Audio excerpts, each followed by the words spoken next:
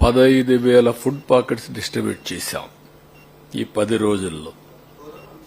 1 crore 15 lakhs 1,15,00,000 food packets distribute చేశాం. Vegetables కూడా 5,000 quintals vegetables distribute చేశాం.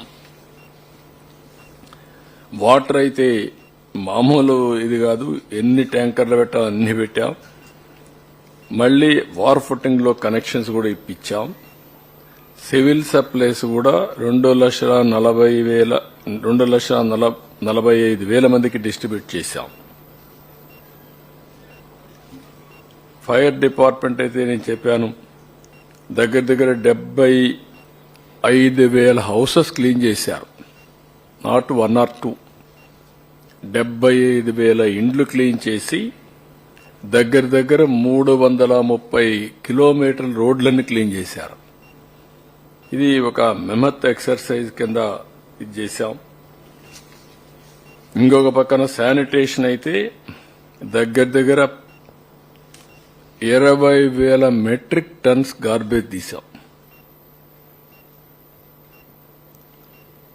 ఇది దగ్గర వెహికల్స్ కూడా మీరు చూస్తే 458 కిలోమీటర్లు ఇవన్నీ పూర్తి చేశారు.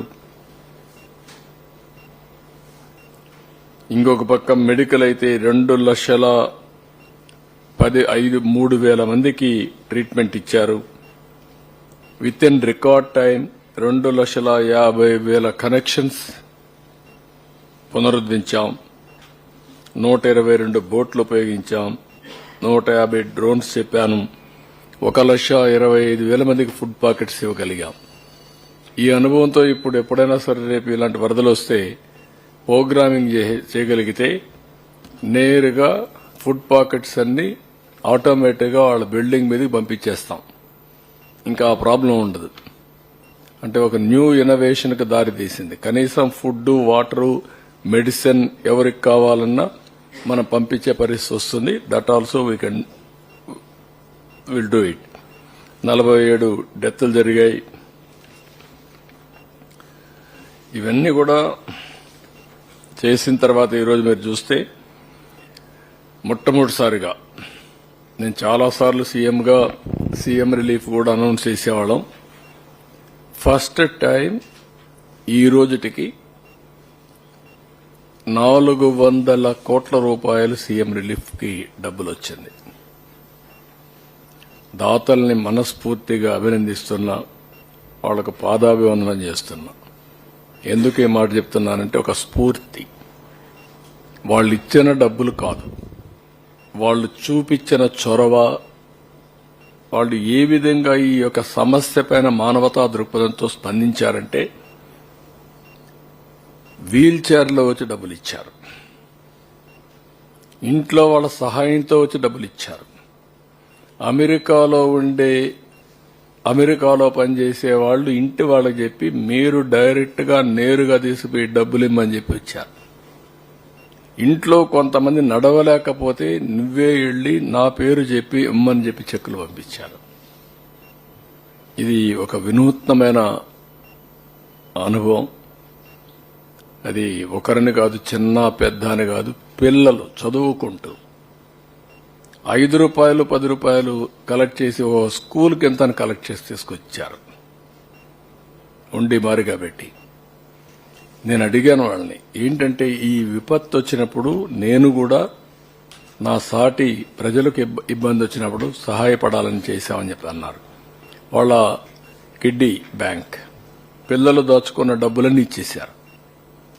ఇలాంటి వినూత్నమైనటువంటి ఆలోచనలు వచ్చాయి. స్ఫూర్తిదాయకంగా ప్రవర్తించారు. వాళ్ళందరినీ పేరు పేరున మనస్ఫూర్తిగా మరొక్కసారి ధన్యవాదాలు. దీనివల్ల ఒక న్యూ మూమెంటం కోసం దారితీసింది.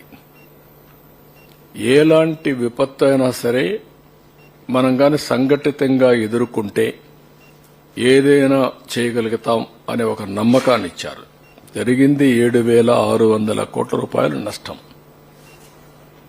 మనం ఇచ్చింది ఇక్కడ ఇవన్నీ కూడా రైతులకి, ఇక్కడ ఉండే వాళ్ళకందరికీ ఇచ్చింది 602 కోట్లు ఇచ్చాం.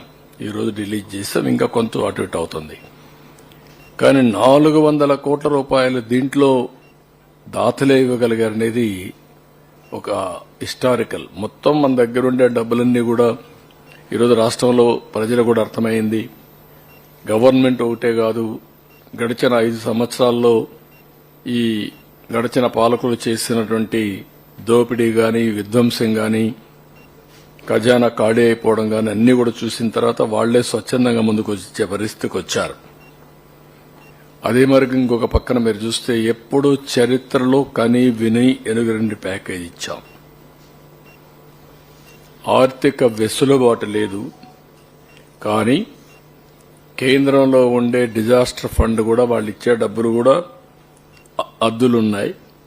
కానీ ప్రాక్టికల్ గా ఉండాలనే ఉద్దేశంతో మనం ముందుకు పోయాం.